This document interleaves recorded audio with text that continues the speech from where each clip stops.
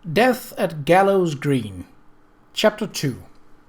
The house party at a large country estate was one of the most important, if complicated, social rituals of Victorian England. It allowed the guests to participate in gossip, sport, romance, political intrigue, and to display their wealth and power. It was, in short, an essential part of British upper-class life. Anne Riley Richardson, Social Life in Victorian England. Bother. Qa'Rajh was annoyed. She had wetted her last pair of dry shoes. She paused beside a tall hedgehog holly and glanced through its variegated leaves at the puddled path around the fish pond, up at the gloomy pewter-coloured sky, and across the park at several lavishly costumed women playing a desultory game of croquet on the lawn before Melford Hall. Sighing, Kate elected to walk around the pond, however muddy the path or drizzly the afternoon. Her shoes were already soaked through, and walking was preferable to the trivial pursuit of a croquet ball or the even more trivial conversation of the players. She started off down the path. Her walk was interrupted, however, by a rustling scramble in the underbrush at the crackle of twigs and a duet of shrill squeals and crossed mutters. Kate turned, startled. "Who's there?" she called. A short, round young woman in plain green merino dress and sensible boots backed out of the shrubbery, her straw hat knocked askew. An instant later she was followed by a fat white rabbit, which darted around her skirt and down the path. Quick as thought, Kate reached down and scooped it up. It struggled briefly, scratching and squealing, but she held it firm in both hands. "Is this yours?" Kate asked. "Indeed he is," said the young woman. She came forward and took the rabbit. Her round face was flushed with exertion, and her brown hair escaped untidily from under her hat. "Peter, you wretched thing," she scolded. "You have disgraced both of us." She tucked the rabbit under one arm with practised gesture. "I'm glad he's been recovered," Kate said, and then wasn't sure what else to say. It was a bit disconcerting to encounter a woman with a rabbit. He wanted a walk out, you see," the young woman said. "Only when I put him down he fancied a bit of fresh cress by the lake, and then he insisted on having it in the very densest part of the shrubbery." She stroked the pink ears. "Rabbits are creatures of very warm temperament," she added. "At one instant Peter is quite amiable, the next he is a regular demon, kicking and scratching and spluttering. But if I can lay hold of him without being bitten, in half a minute he's licking my hands, utterly contented to be held." "He seems quite contented now," Kate said, eyeing the rabbit for signs of his becoming demonic. She was intrigued by this plainly dressed, shy-looking woman with soft brown hair and prominent brows curving like parentheses over the corners of her deep blue eyes. On closer inspection, though she seemed not as young as Kate had thought, close to Kate's 27 probably, also unmarried, she wore no ring. At that age, and with her demeanour, she was probably the nanny of young William, Lady Hyde Parker's little boy, and the rabbit belonged to her young charge. But nanny or governess, she was by far the most interesting person Kate had met on this visit. The house party was Kate's first since arriving in England from America the year before. Her first ever, actually.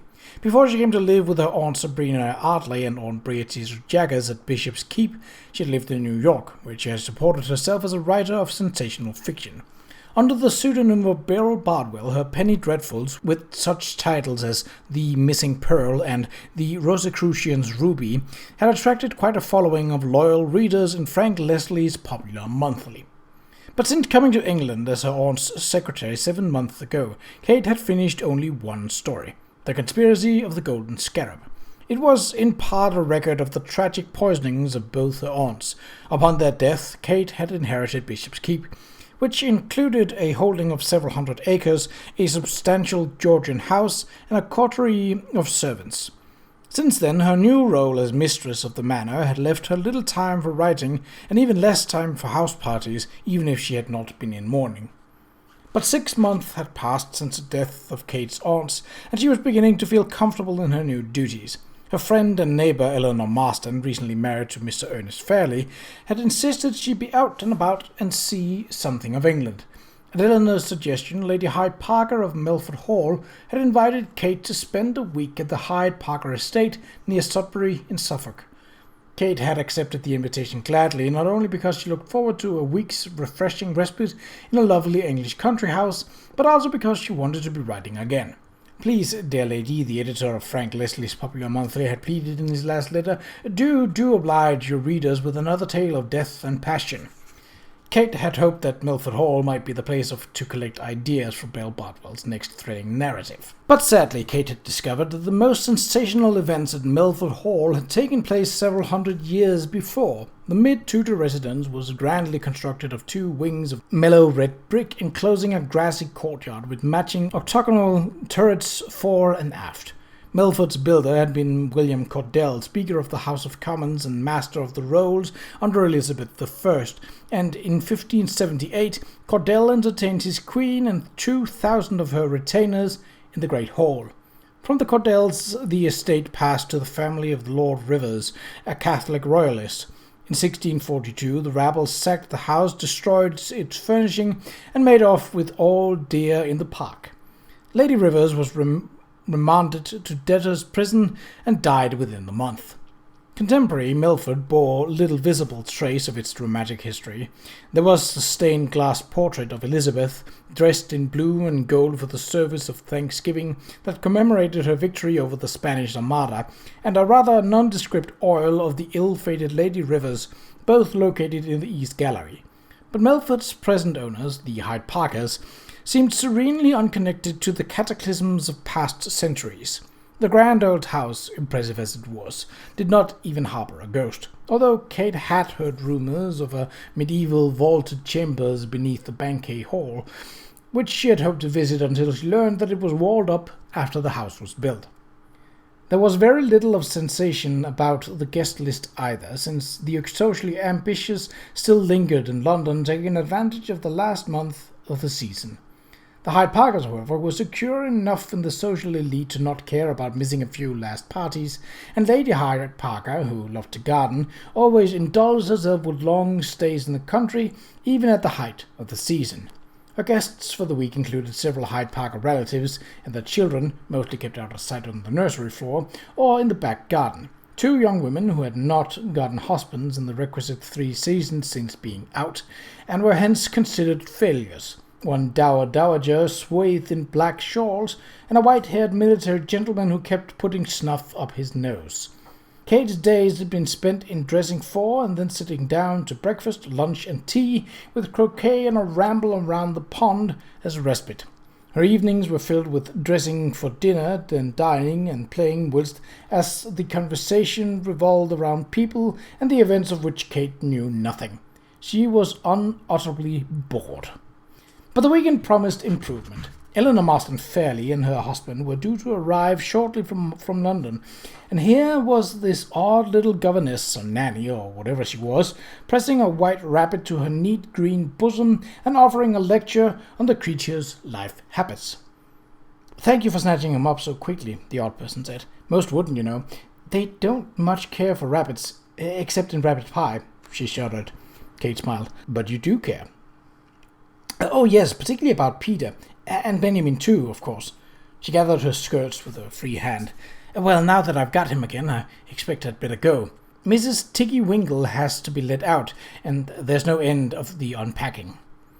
Kate wondered who Mrs. Tiggy Winkle was, and why she might be confined. Was she some incompetent relative, some mad person, perhaps? Kate had read of many such tragic women who, upon exhibiting symptoms of madness, or perhaps merely the wish to choose the course of their lives for themselves, were kept close confined for years upon end, able to see no one. Kate's human sympathy and Belle Bartwell's authorial interest suddenly were invoked. There was a limit to what one might decently ask. The standards of politeness did not permit her to probe the state of Mrs. Tinky Winkle's mental health. "You have recently arrived, then?" Kate inquired. "Oh, yes, just," the woman said eagerly. "On the railroad. I came alone." In her voice, Kate heard an unmistakable note of triumphant delight.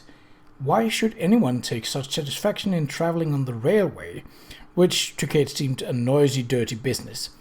That she had travelled alone seemed to suggest that Mrs. Tiggy Winkle was already here, perhaps lived here, was perhaps some mad relation of Kate's host and hostess. Bill Bodwell immediately imagined the poor lady in the garret let out only when someone was available for close supervision. Perhaps the rabbit belonged to the madwoman. "I'm sorry," Kate said. "I don't believe I quite got your name. Mine is Kate Ardley." "You're an American, aren't you?" Kate smiled. "I suppose my speech gives it away." "How interesting you Americans are," the other woman remarked, "announcing your given name straight away without bothering with Mrs. and Mrs. and all of that stuff and nonsense." "I suppose we do," Kate said, warming to the woman's candor. "It seems easier that way and friendlier. What's your name?"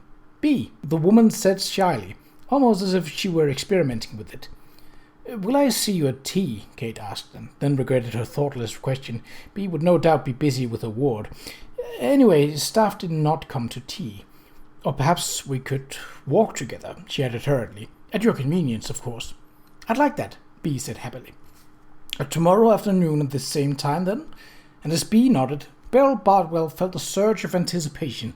The mysterious B was an interesting character in her own right, and perhaps, through her, Beryl could meet the mad woman in the attic.